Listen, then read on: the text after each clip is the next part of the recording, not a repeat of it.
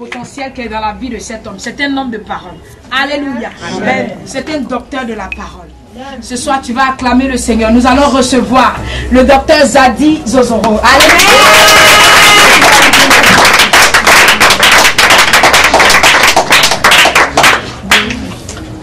Gloire à Dieu. Amen. Tu vas te développer, s'il te plaît. C'est pas fatigué par moi. Tu vas acclamer Dieu, s'il te plaît.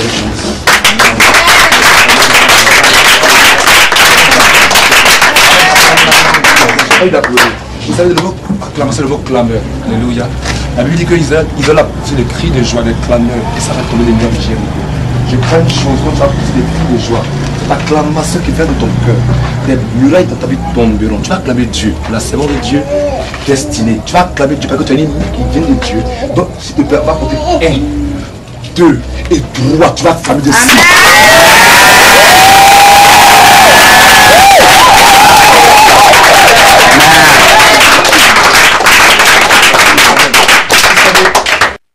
Seigneur, tu as la parole de la vie.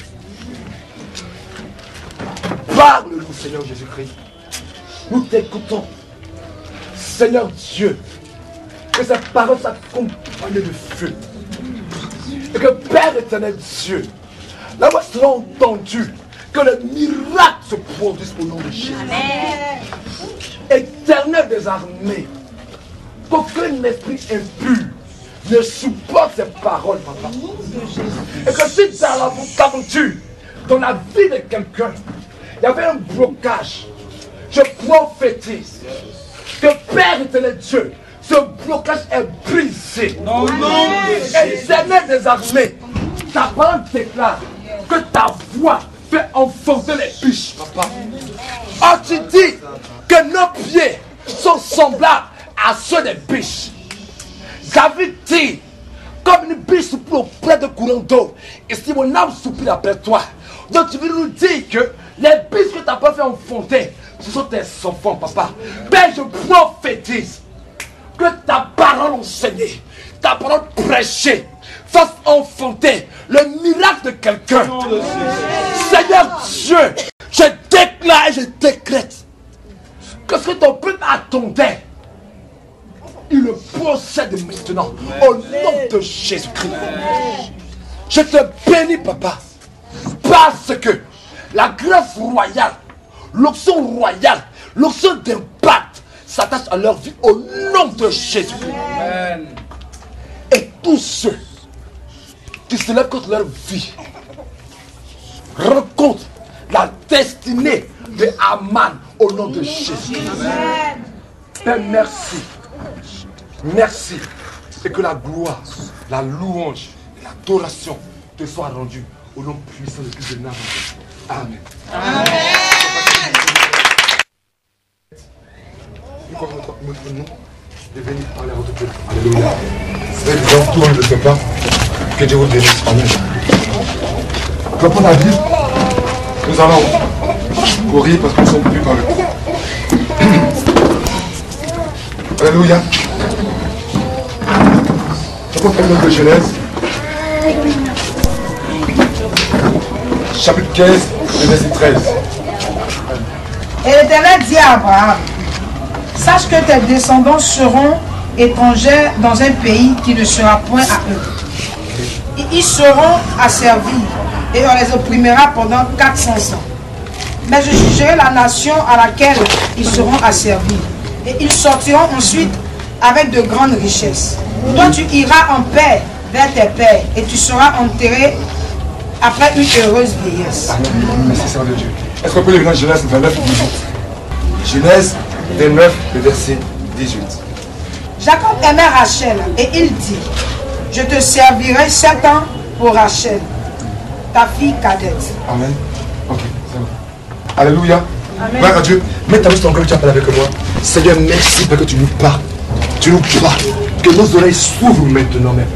Que toute personne, tout oiseau qui va enlever ta parole soit frappé au nom de Jésus-Christ. Que toute distraction se taise maintenant. Parce que Père, tu nous parles au nom de Christ de Nazareth. Amen. Amen. Gloire à Dieu. Est-ce que tu vas calmer, s'il te plaît? Amen. On va aller quelque part. Alléluia. On a vu aujourd'hui 2 tests. Le premier test, c'est le test de Genèse 15. Dieu dit à Abraham, D'abord, avant ça, il dit à Abraham, je te bénirai. Tu as une grande destinée. Tes enfants sont contrôlés pour cette terre. Abraham dit, Seigneur Dieu, comment cela se fait? Papa reconnaîtrait que je possédais ce pays. Dieu dit à Abraham, c'est le signe de la promesse que tu vas le posséder. Voici, prends une génisse, prends une tourterelle et puis coupe-les en deux. Fais avec moi une alliance. Donc Dieu fait avec Abraham une alliance. Il fait une alliance de prospérité. Alléluia. Mais juste après l'alliance, il dit à Abraham, tes enfants seront esclaves. Dieu fait les bénis à Abraham. Et puis il dit, tes enfants seront esclaves pendant 400 ans. Alléluia. Je ne comprends pas. Quand une personne que Dieu appelle être bénie peut rencontrer des problèmes d'esclavage. On prend le test de Jacob, en Genèse 29. Jacob dit une personne, avant qu'il ne naisse, Dieu se révèle à son père et à sa mère pour dire, vous aurez un enfant, 2 enfants, mais le plus petit, il va dominer sur le grand frère. Et c'est lui qui va posséder la bénédiction d'Abraham, votre père. Jacob naît, et Jacob a des difficultés. Ensuite sa vie est une promesse de bénédiction. Jacob naît, et puis il s'en va. Il dit à son grand frère, frère, moi j'ai préparé, tu as fait, voici, si tu veux ma nourriture, donne-moi ton droit de naissance. Mais pourquoi même le père Isaac fait bénir Esaü? C'est pas normal. Isaac, tu sais que la promesse, la bénédiction n'est pas pour Esaü, elle est pour Jacob. Tu es comme Jacob. Des choses qui sont à toi, des malheurs qui sont à toi, un travail qui est à toi, tu es obligé de te battre pour posséder ce qui est à toi. Mais je déclare au nom de Jésus-Christ que tu possèdes ce qui est à toi au nom de Jésus. Jacob est obligé d'utiliser son intelligence, de ruser pour posséder ce qui est à lui. Il dit à son grand frère, vends-moi ton droit de naissance. Son grand frère lui dit, vends. Et dans la tradition juive de l'époque, lui qui a le droit de naissance est celui qui va recevoir la bénédiction paternelle. Yes. Donc Esaü sait que en fondant le droit de naissance, il fera automatiquement la bénédiction paternelle. Donc quand Jacob, avec ce droit de naissance qu'il a acquis, va posséder la bénédiction, il n'a pas volé. D'abord son père va le doubler. Il se débat. Il est intelligent. Il va prendre sa bénédiction. Son frère sait que cette bénédiction est à Jacob. Jacob pense qu'il est à lui. À cause de ça encore, on veut le tuer. Je ne comprends pas. Tu vas à l'école, tu étudies, tu as ton bac. À cause de ton bac, on veut te tuer. Mais j'annonce que quelqu'un veut te tuer. Ah, la mort est supportable. Au nom de Jésus. Tu as fait quoi? Tu te débats, tu travailles, tu t'en sors dans la vie. À cause de ton petit salaire, ils sont jaloux, ils t'en veulent. Mais s'ils t'en veulent, ils vont commettre une erreur. Car la Bible déclare, tu es la prière des yeux de Dieu. Si quelqu'un t'attaque, il ne t'a pas attaqué. Il a attaqué derrière toi. J'annonce à quelqu'un qu'il va reconnaître cette année ton Dieu. Et je te dis, ton Dieu a ma pitié. Et donc Jacob, il fuit. Il va chez Laban. Sa mère lui dit, fuis ton frère. Il veut te tuer. Donc quand tu fais un danger, tu vas dans un lieu où tu as le repos. Jacob va chez Laban. Oh, Laban est pire. Il va chez Laban. Il dit, Laban, je vais chez toi. Certes, tu es le frère de ma mère. Mais je travaille pour toi pendant 7 années pour ta fille Rachel. Alléluia. Et Jacob Laban a souffert encore. Gloire à Dieu. Donc je vous donne 2 tests. Des personnes, quoique bénies par Dieu, qui connaissent les difficultés. Pour introduire le thème d'aujourd'hui, c'est tes difficultés, tes problèmes, tes challenges produiront pour toi une opportunité.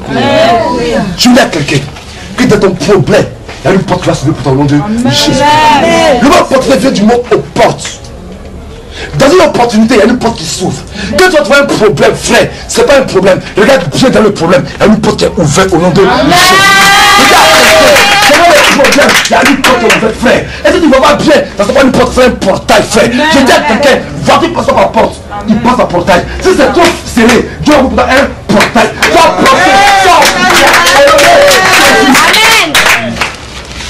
Jacob s'en va. Il dit, bon, je vais travailler cette année. Il n'y a pas de problème. Il va travailler. On lui donne, normalement, Rachel. La nuit, Jacob, il se réveille, on lui donne sa femme. Elle est volée, elle est emballée comme un cadeau. Alléluia. Il se réveille le matin. Il se réveille le matin. Il enlève le voile. Ça n'a pas marché. Il va à Léa. Frère, moi-même, j'ai vu Rachel, puis j'ai vu Léa. Dis-moi là, mon cœur aime Rachel. Tu dis, j'accepte de donner ma fille après 7 ans de tout labeur. Dis-lui, mais il fallait d'une loi que je ne connaissais pas. Un contrat. On donne les clauses du contrat avant de le signer. Ça après 7 ans, tu oublies dans le contrat une clause qui dit chez vous au pays, on n'aime pas la petite soeur avant la grande soeur. Yes. Ils ont encore doublé Jacob. Alléluia. Et souvent dans ta vie, tu travailles pour un Libanais et je chauffe avec le truc. Tu t'es dans l'entreprise, tu as un diplôme élevé et tu donnes un salaire de subalterne. Et ta vie n'est que pleu, amertume. Tu ne comprends pas. Ta soeur te dit, viens chez moi. Habite un peu avec moi. Quand comme longtemps je t'ai vu, viens chez moi s'il te plaît. Et dis à ta soeur, à ton papa, à ta maman, je veux que la petite vienne chez moi. Or, elle veut faire l'économie d'une servante. Elle te prend chez elle comme une servante. Et ta vie n'est que souffrance, douleur. Alléluia. Mais je sais une chose. Derrière la douleur se cache la joie. Les gens pensaient qu'ils allaient détruire Jacob. Or la Bible dit, c'est que Dieu a béni, on ne peut pas le maudire, frère. On donne Léa. Ils t'ont donné Léa pour te blaguer, pour te distraire. Or ils ne savent pas qu'après Jacob avait Léa. Et avec elle a eu 6 enfants. C'est ça qu'on donnait 2 enfants. Léa qui était une femme mal aimée. On dit on va détruire Jacob. On lui donne Léa. Jacob avait Léa. Et puis il enfantent Judas. Oh j'avais dit louange. Je dis à quelqu'un, ils ont envie de détruire. Mais destruction va plus ta louange au nom de Jésus. Ah mon frère, ils ont envie quelque chose pour te détruire. Mais destin va sortir la louange pour toi au nom de Jésus. Ah mon frère, tu n'as pas compris encore. On peut te tuer. Mais la louange sortira au nom de Jésus-Christ. Il va comme Léa. Il obtient Lévi, qui veut dire attachement. Lévi, il s'en va, il donne Moïse, il donne Aaron. Lévi donne sacrificateur, il donne l'onction. Je dis à quelqu'un, ton onction va sortir du problème au nom de Jésus. Tu pensais te tuer, mais l'onction de ta vie va sortir de ce problème. C'est pas que tu ne tues pas. Léa va transformer en bénédiction. Alléluia. Amen. C'est pourquoi ne te plains pas. Gloire à Dieu. Léa a produit chez Jacob la bénédiction. On prend Joseph. Joseph, son père l'appelle fils de ma droite. Il sait prophétiquement que cet enfant est une préfiguration de Christ, est un type de Jésus de Nazareth. Alléluia. Alors il dit à Joseph, c'est vrai que tu es le 11e de mes enfants, c'est vrai, mais je sais une chose, en réalité, tu n'es pas le 11e de mes enfants, tu es le premier de mes enfants. Quand tu es sorti de celle que moi j'aime, Joseph, tu seras mon fils aîné, avec dans Joseph une tunique de couleur, qui veut dire dans le temps hébreu que la tunique de couleur, on donne ça au fils aîné. Les gens voient Joseph avec la tunique de couleur, on dit non, il faut qu'on le tue. Souvent, on va te tuer à cause de tes songes. Tu connais ta soeur, vous mangez bien, vous riez bien.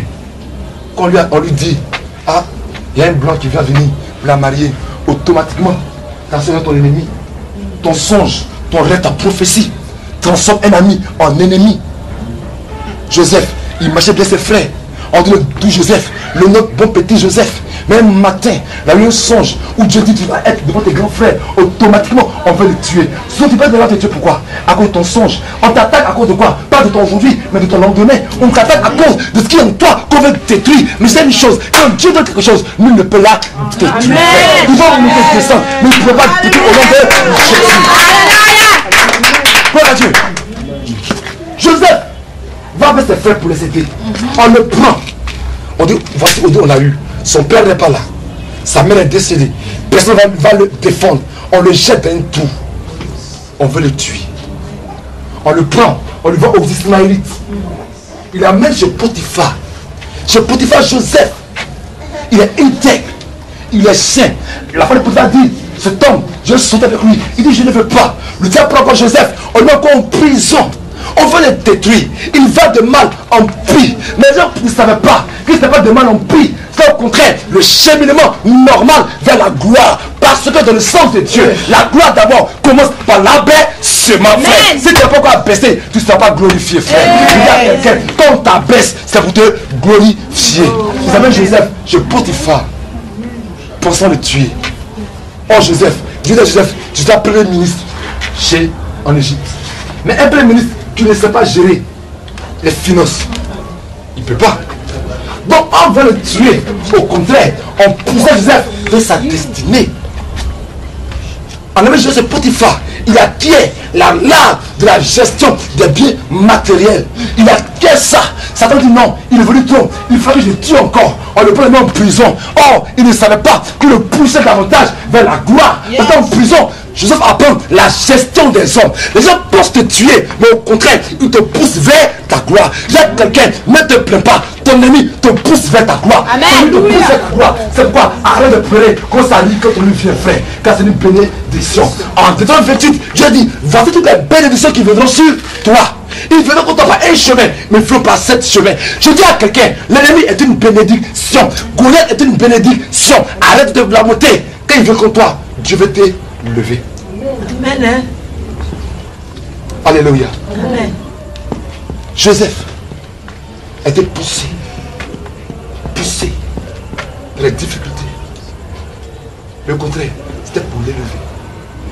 Le plan de Satan pour ta vie ne fait que contribuer au plan de Dieu pour ta vie. Les problèmes de Joseph sont sortis.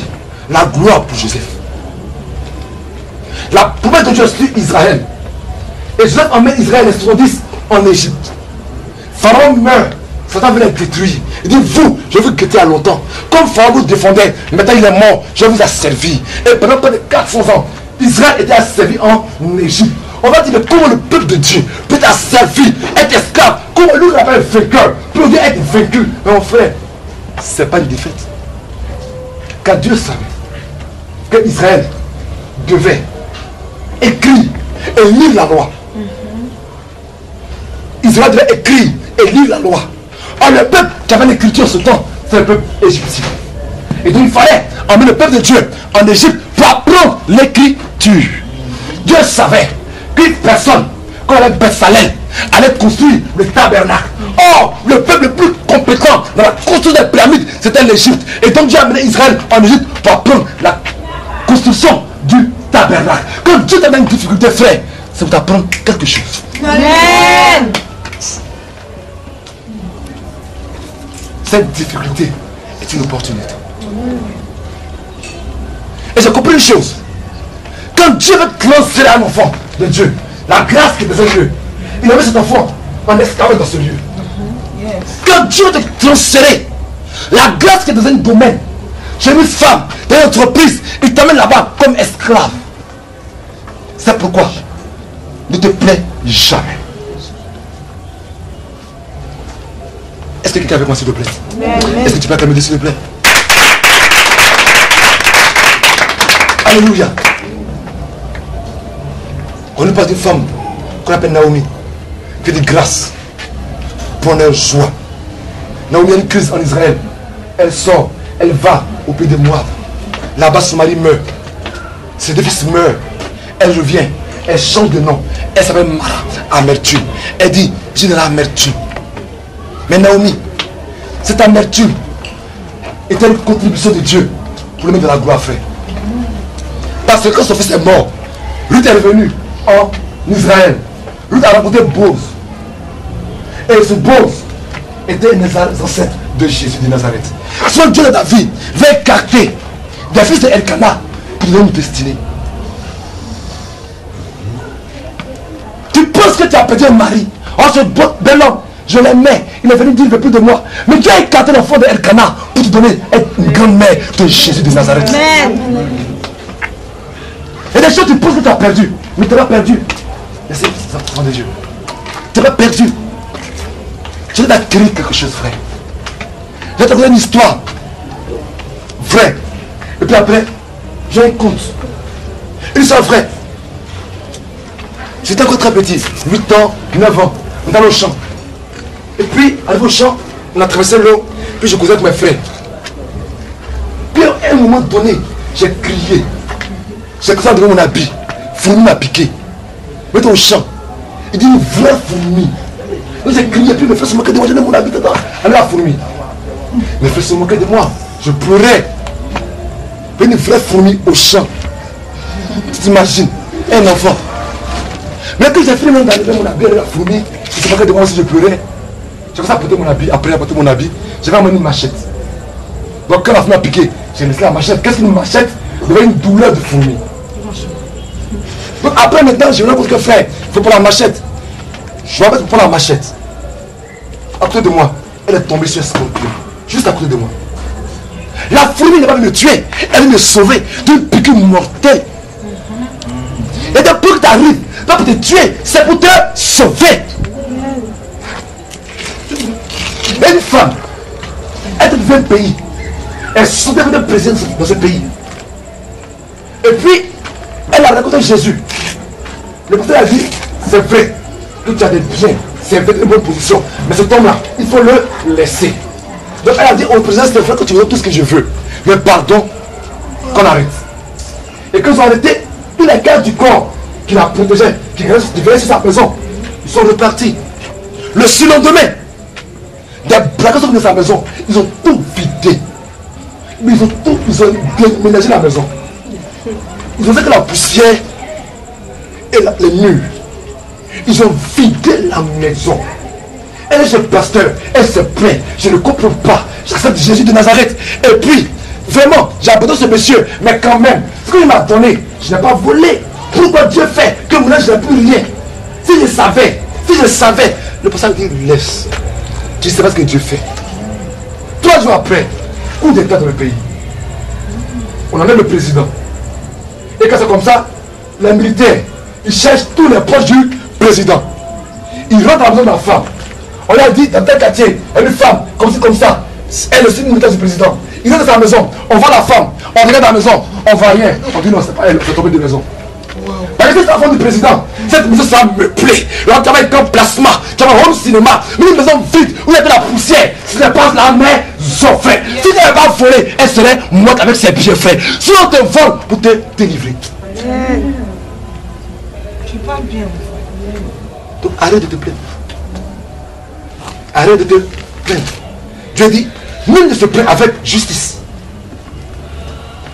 Dans le problème de quoi tu es, et une opportunité, frère. Alléluia. Gloire à Dieu. À toi de la saisir. À toi de la saisir. Sinon, ça va être pour toi juste un problème. J'espère une fois avec une histoire. On dit même un roi. J'avais une fille unique. Un roi riche. Il avait une seule fille. Et il va donner sa fille à qui? Il ne veut pas la marier aussi. Il dit bon, comme personne ne peut être plus riche que lui, il va donner sa fille à l'homme le plus courageux du pays. Entre le roi, sa résidence et le village, il y avait de l'eau. Il a dit lui qui va traverser cette eau à la nage pour venir dans mon palais. C'est sa dot qui est là. La dot, c'est juste nager dans cette eau pour arriver au palais. Mais le problème, c'est que l'eau était remplie de caillements. Donc quand quelqu'un se lève, quand il plonge, quand il a pêché caillement, il revient. Le premier est rentré, on voit le sang, on voit Jésus a disparu. Les gens commencent à se réguler. 1 jour, 2 jours, 3 jours. Après quelque temps, on voit quelqu'un dans l'eau. Le gars le plus maigre, le plus près du village, il se débat, il se débat, il se débat, il se débat, il se débat. Et puis il arrive aussi de l'autre côté. On dit waouh, mais il est courageux, l'homme le plus fort du village. Mais comme il a fait, il a dit attends. Qui m'a poussé? Qui m'a poussé dans l'eau? Parce qu'il ne veut pas tomber dans l'eau. Mais il a poussé pour le tuer, mais il a sauvé. Tu dis à quelqu'un, il te prie un échec, mais te sauve au nom de Jésus. On veut te pousser la mort, mais au contraire, il veut te sauver au nom de Jésus. Ce problème-là n'est pas pour la mort, mais pour la gloire de Dieu, a dit Jésus à Lazare. Mais comment transformer un problème en opportunité? La première chose, arrête de plaindre. Car toute chose concourt au bien de ce qui est Dieu, de ceux qui sont appelés sur son décès. Arrête de plaindre. Deuxième chose, acquiert la compréhension. La Bible déclare que vous connaîtrez la vérité et la vérité vous affranchira. La connaissance t'affranchit, la compréhension te pousse au sommet. Qu'est-ce que je veux dire? Tu as assez. Il y a un point qui arrive. Comprends quelle leçon Dieu veut que je tire de cette situation. On te donne une entreprise, on te maltraite. Mais dis t'as pas mis là-bas pour apprendre à avoir l'argent forcément. Mais tu t'as mis là-bas pour apprendre comment il gère pas les hommes. Comme tu dis Seigneur, je crée mon entreprise. Il te donne une entreprise pour te montrer un mauvais patron. Pour te dire mon fils, voici ce qu'on ne fait pas. Donc quand on ne te paye pas, tu n'es pas venu pour avoir l'argent. Tu es venu pour avoir la connaissance. Donc comprends ce que Dieu veut que tu apprennes dans la situation. En Égypte, Israël a compris. Ils ont acquis la connaissance. Ils sont sortis plus riches. Jacob a acquis la maîtrise de la gestion des moutons. Il est sorti plus riche. Joseph a acquis, il a compris la maîtrise de la gestion des hommes et des biens. Il est sorti plus riche. Quelque chose t'arrive, demande-toi, qu'est-ce que Dieu veut que j'apprenne dans cette situation? Parce que frères et sœurs, nous sommes à l'école. Ta vie est une école. Quand tu es quelque part, Dieu veut que tu comprennes quelque chose. Quand tu fais même un petit travail quelque part, Dieu t'y envoie pour quelque chose. Dieu dit, il fait toutes choses pour un but. Pour quel but aujourd'hui tu es servante? C'est pas pour chercher le mari de ta patronne. C'est pas le but. Mais c'est peut-être apprendre à gérer un foyer, à gérer une maison. On te maltraite, on te fait donner à 4 heures, tu donnes à 2 heures du matin. Oui, mais demain, tu as un grand restaurant. Dieu veut t'apprendre à tuer ton corps, à le maîtriser. Donc, au lieu de te plaindre, elle te forme. Elle pense te faire du mal, mais au contraire, elle concourt à ton élévation. Pourquoi c'est calme? Alléluia. Amen. Ne te plains pas. Première chose, ne te plains pas. Deuxième chose, est la compréhension. Troisième chose, analyse. Dieu dit, analysez la prophétie et retenez ce qui est bon. Donc de la prophétie, Dieu dit, retenez ce qui est bon. Il y a un homme, un sportif américain. Il était avant moyen. Il s'appelle Bill Wallace. Et puis une fois, il a eu un accident de voiture. Après l'accident, il était blessé au pied droit. Donc il ne peut plus faire de combat. C'est un karatéka avec son pied droit. Mais il s'est levé. Quand il s'entraîne, on dit chacun fait 600 coups de pied gauche, 600 coups de pied droit. Lui, comme il a ses pieds maintenant, qui est valide, il fait 1000 coups de pied avec le même pied. Il est devenu en 1970 l'un des meilleurs compétiteurs américains. Parce que du problème, il a arrêté qu'est-ce qui est bon. Quand quelqu'un est aveugle, qu'est-ce qui se passe? Ses narines deviennent sensibles. Son nez devient sensible, n'est-ce pas? Quand tu as un problème, d'autres talons se révèlent. Donc Analyse le problème. Puis vois comment tu peux le transmuter, le transformer en opportunité. Si tu ne sais pas comment faire, va voir les plantes. Va voir cette plante. Prends tout. Prends du riz. Prends tout. Jette devant la plante. C'est des déchets. Elle va transformer en engrais pour grandir. Les déchets qu'on te donne, tu peux les transformer en engrais pour grandir. Analyse. Analyse. Le persécuteur. Acclame s'il te plaît. Amen.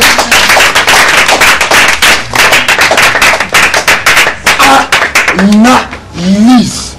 Dans toute situation que tu rencontres, tu peux la transformer à ton avantage. Tu peux la transformer à ton avantage. Même la sécheresse, tu peux la transformer à ton avantage. Si tu ne crois pas, demande à Joseph. La prospérité, ils ne sont pas développés. C'est qu'une sécheresse que les gens deviennent plus riches qu'avant. Je dis à quelqu'un, ta sécheresse peut te rendre plus riche qu'avant. Amen. Analyse le problème. Puis regarde Dieu. Tu vas voir que en fait, c'est pas un problème. Chaque fois que Dieu veut élever ses enfants et puis écarter ceux qui ne sont pas ses enfants, il va toujours créer un problème. Écoute-moi très bien. Chaque fois que Dieu va vouloir élever son peuple, il va créer un problème. Parce que quand tout va bien, tout le monde réussit. Mais quand tout est bloqué, ceux qui ont la grâce réussissent. C'est pourquoi, quand il y avait la sécheresse, Isaac a planté et il a récolté au centuple, tout le ciel. Il est devenu fort riche. Si Dieu veut t'élever, il est obligé de venir une crise. Frère, à quoi ça te sert d'avoir un son de guérison s'il y a pas de malade? Ou bien, ton son de guérison en Dieu. Bon, pour que Dieu te révèle, il doit mettre des cas de maladie pour te révéler. Quand tu es la lumière du monde, il faut que Dieu mette des ténèbres pour te révéler. Donc Dieu met des problèmes pour te révéler. Mais ne prends pas le problème comme un problème, mais comme une opportunité. C'est à quelqu'un. Le problème est une opportunité, frère. Amen. Une porte s'ouvre pour toi. Dans cette situation. Amen. Ne pleure pas. Car Dieu a travaillé pour t'ouvrir une porte. Les gens pensaient te détruire. Ils pensaient mettre fin à ta vie. Mais au contraire, ils ont accéléré le processus de ta croissance. Quand tu prends une graine de riz, tu mets dans la terre, au début tu fais souffrir. Le grain souffre, il fait chaud, il transpire, il doit mourir. Mais après, ce grain, il se multiplie. Il faut que Dieu te tue pour que tu te multiplies. Et donc pour te tuer, tu vas donner à quelqu'un un couteau pour t'égorger. Mais tu ne mourras pas. Car la Bible déclare, le lumière est venu pour dérober, égorger et détruire. Mais le Fils de Dieu est venu pour que la brebis ait la vie. La vie de Dieu est en toi. Mais pour qu'elle se révèle, il faut que ton corps meure. Donc souvent, tu rencontres des difficultés de ta vie, des épreuves de ta vie, des situations compliquées de ta vie. C'est juste la mise à mort avant la glorification. Alléluia. Amen. Est-ce que tu peux acclamer s'il te plaît? Amen.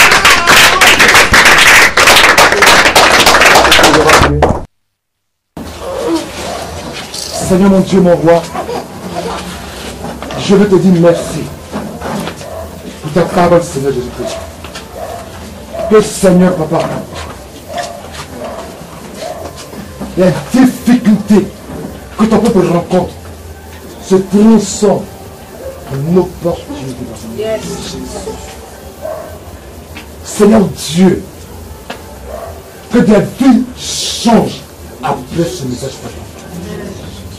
De la même manière que Père, le lion qui s'est arrêté devant Samson était une opportunité de produire du miel. Je profite dans leur vie que les lions qui se rencontrent devant eux produisent du miel au nom de Jésus.